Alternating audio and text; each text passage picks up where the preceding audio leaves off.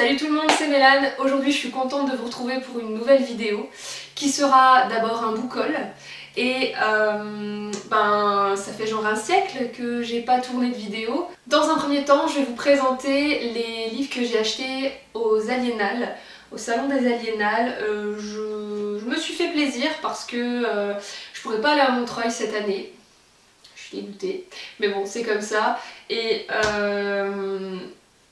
du coup, je me suis pas privée de me faire plaisir aux Aliénales. Voilà. Donc aux Aliénales, j'ai acheté Nox d'Héloïse Tang, que j'ai fait dédicacer puisqu'elle était présente, et c'était... je vous en parlerai dans un update lecture que je vais tourner juste après cette vidéo, mais j'ai eu un gros coup de cœur pour ce livre. Voilà, je l'ai terminé hier soir, et vraiment, il marque, il est vraiment intéressant, et j'ai trop hâte de vous en parler plus en détail. Alors, je ne veux pas vous en dire trop sur ce livre parce que je trouve qu'il faut... C'est le genre de bouquin où il faut rentrer dedans sans en savoir trop, voire ne rien savoir du tout, c'est encore mieux. Puisque le résumé ne dit pas grand chose finalement. On nous parle des couloirs glacés d'un asile, des voix qui chuchotent à notre esprit, on nous parle d'un lac, d'une église souillée, et que le livre va nous conter une histoire de sorcière. Voilà, et que la ville où tout ça va se passer s'appelle Clermont. Je vous invite vraiment à découvrir ce livre, c'est vraiment une pépite. Voilà. Ensuite, j'ai craqué pour deux livres, on va dire, des éditions de l'Homme sans nom, que j'aime beaucoup. Donc j'ai d'abord craqué pour J'agonise fort bien merci d'Oren Miller. À voir, ce serait policier slash fantastique.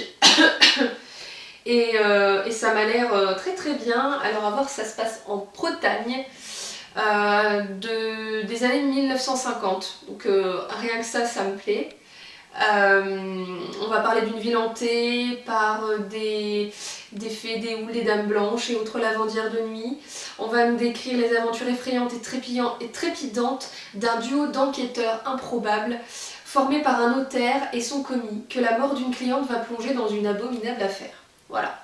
Alors, c'est vrai que le policier, enfin les enquêtes et tout ça, d'habitude c'est pas trop mon style, mais quand c'est mélangé, quand c'est vraiment qu'il y a un côté, qu'il y a une autre dimension à côté, ça peut me plaire, donc j'ai voulu essayer. Et puis en plus il y a des illustrations comme ça, je sais pas si vous voyez bien, qui nous dessinent les personnages, les deux enquêteurs. Ouais, c'est très sympa. Voilà, donc là l'auteur n'était pas présent, donc j'ai pas pu le faire dédicacer, mais il me tentait énormément. Ensuite, j'ai carrément craqué pour un coffret, donc toujours chez les éditions de l'Homme sans nom. Hop, voilà. Qui est... Alors attendez, parce que comme d'hab je vais galérer. Qui s'appelle... Donc c'est encore du policier slash fantastique. Donc le premier tome, c'est la 25e heure de Feldrik Riva, toujours à l'Homme sans nom. Donc voilà, c'est sublime, c'est parfait pour la période en ce moment. C'est vraiment un super travail que font les éditions de l'Homme sans nom. C'est sublime. Je vais juste vous lire un petit passage qui décrit un peu le roman. Entre science, ésotérisme et enquête policière, cette aventure revisite l'histoire des inventions de la fin du 19e siècle en leur prêtant de bien sombres dessins. Donc à voir, on va parler de Paris, on sera en 1888 et il va s'agir aussi de mort. Et le deuxième tome de cette série, sublime encore une fois. La couverture est vraiment... voilà, enfin... ça te tente encore plus, quoi, tu peux pas faire autrement. Donc ça s'appelle Le Chrysanthème Noir, toujours de Feldrik Riva. Donc c'est le deuxième tome. Hop. Et du coup, je vous dis, je vais pas lire derrière parce que je vais me spoiler comme une babache. Ensuite, j'ai craqué aux éditions Lynx pour Le Passageur. Hop. Couverture un peu creepy, même si l'éditrice m'a dit que ce n'était pas non plus terrifiant ni très très effrayant. Donc l'auteur c'est Andoris et c'est un tome 1 aussi. Donc bon, déjà moi forcément les couvertures creepy c'est genre ça m'attire, tu vois, c'est sais pas pourquoi. J'aime bien les histoires un peu creepy. Bref. Enfin, un peu creepy surnaturel, parce que creepy avec un psychopathe qui découpe des gens, ça m'intéresse pas. Voilà, c'est ça. On va suivre le héros qui s'appelle Matteo, qui sait que les fantômes existent, puisque sa mère en a aidé des dizaines à trouver le repos, jusqu'à ce qu'elle meure des années auparavant. Et puis Matteo va hériter de ce pouvoir, donc je suppose qu'il va lui aussi devoir essayer d'aider les fantômes, je suppose. Je sais pas. Mais le résumé en dit beaucoup plus, mais je vais pas non plus en lire trop. J'aime pas lire trop les résumés en fait. J'aime bien savoir de quoi ça parle, mais sans trop en lire parce que pas mal de... Enfin, je sais pas, j'aime bien me lancer dans une histoire sans trop en savoir, même si je connais le thème en fait. Voilà. Surtout pour les histoires de fantômes. Donc voilà, je vous en dirai plus quand je le lirai. Je n'ai toujours pas lu pour le moment. Et enfin, je suis passée prendre le tome 3 des Sœurs Carmine, puisque j'avais adoré le tome 1 et le tome 2 de Ariel Holz. Donc c'est Dolorine à l'école. Donc ce tome va être sur Dolorine, qui est très très intrigante et qui est un personnage qui parle aux fantômes. Enfin, ce que j'ai compris depuis le début de cette saga. Mais voilà, c'est comme d'hab les Sœurs Carmine, c'est un vrai plaisir de lire cette série parce que c'est totalement décalé, c'est très bien écrit, c'est un peu de la fantaisie ouais, on peut dire ça, fantaisie urbaine, mais en même temps c'est complètement barré, il y a beaucoup d'humour noir, voilà, c'est très très très bien. C'est un tome 3 donc je vous en dis pas plus, mais les Sœurs Carmine c'est un incontournable si vous aimez les histoires un peu macabres et tout ça. Et bien sûr, j'ai eu ma dédicace. Trop cool. Ensuite, donc tout ça, c'est ce que j'ai acheté aux Aliénales. Maintenant, je vais vous présenter ce que j'ai acheté en dehors du salon ces derniers mois, parce que je sais pas depuis quand j'avais pas fait de book haul, mais bref, ça faisait un petit moment, je pense. Bien sûr, j'avais acheté, je pense que je ne vous l'ai pas présenté, hein. Je ne sais plus.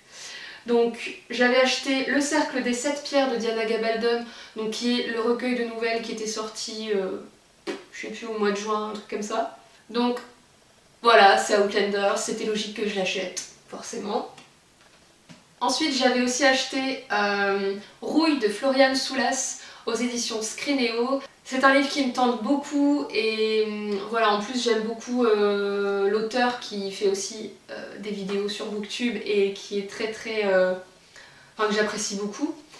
Donc ça se passe à Paris en 1897, c'est un peu steampunk. Et donc je peux vous lire le résumé aussi parce que sinon je vais pas réussir à vous le résumer. De nouveaux matériaux découverts sur la Lune ont permis des avancées scientifiques extraordinaires. Mais tout le monde n'en profite pas. En dehors du dôme qui protège le centre urbain riche et sophistiqué, le petit peuple survit tant bien que mal. C'est dans une maison close, sur l'un de ces faubourgs malfamés, qu'a échoué Violante, prostituée sans mémoire. Alors qu'elle se démène pour trouver son identité dans un monde dominé par les hommes et les puissances, sa meilleure amie disparaît dans d'atroces circonstances. Contre la raison, la jeune femme décide de prendre part aux investigations.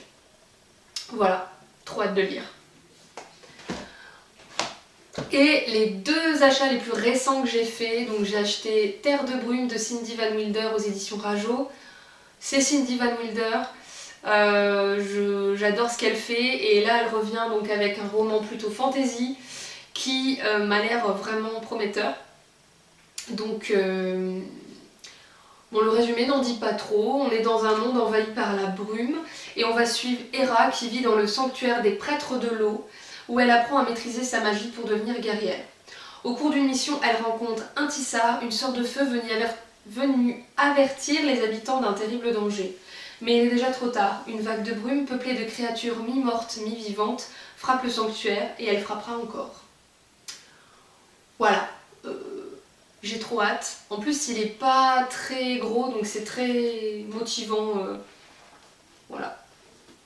J'ai vraiment trop hâte de le commencer. C'est vraiment un livre qui va pas attendre longtemps dans ma palle, je pense, puisqu'en plus, en ce moment, j'ai envie de...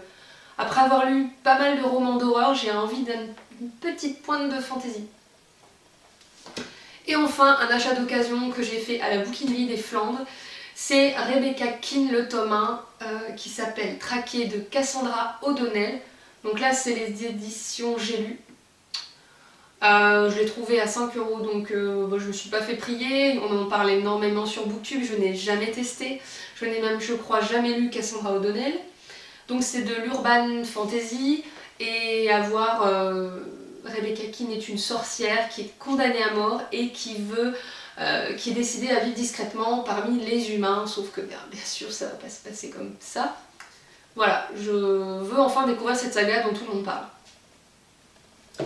Et enfin, juste un emprunt médiathèque que j'ai fait hier, qui est aussi bon pour la période. Ça s'appelle Les Sœurs Fox, Esprit, êtes-vous là? Donc c'est aux éditions Grand Angle de Philippe Charlot et de Grégory Charlet. Voilà, couverture encore une fois un peu creepy. Donc à voir, ça se passe une nuit de 1848 dans une ferme réputée hantée. Les Sœurs Fox établissent un contact avec un supposé esprit. Ça va donner naissance à un véritable phénomène de société et de tous les côtés, les gens vont tenter de leur demander de converser avec les morts. Les Sœurs Fox s'emploient à faire le bien autour d'elles et n'osent avouer qu'il s'agit d'une supercherie, mais en est-ce vraiment une? Devant certains éléments troublants, même les Sœurs Fox en doutent. Voilà. Est-ce que j'ai encore besoin de dire que c'est le genre de lecture que j'aime faire en ce moment? Non, je ne crois pas. Je remercie tous les gens qui se sont abonnés avec la dernière vidéo puisqu'il y a eu énormément... Pour moi c'est énorme, je veux dire il y a eu une montée au niveau des abonnés assez importante pour moi. Il y a eu aussi pas mal de réactions sur la dernière vidéo par rapport à d'habitude, donc j'étais très contente. Voilà, cette vidéo est maintenant terminée et on se retrouve du coup très vite. Salut!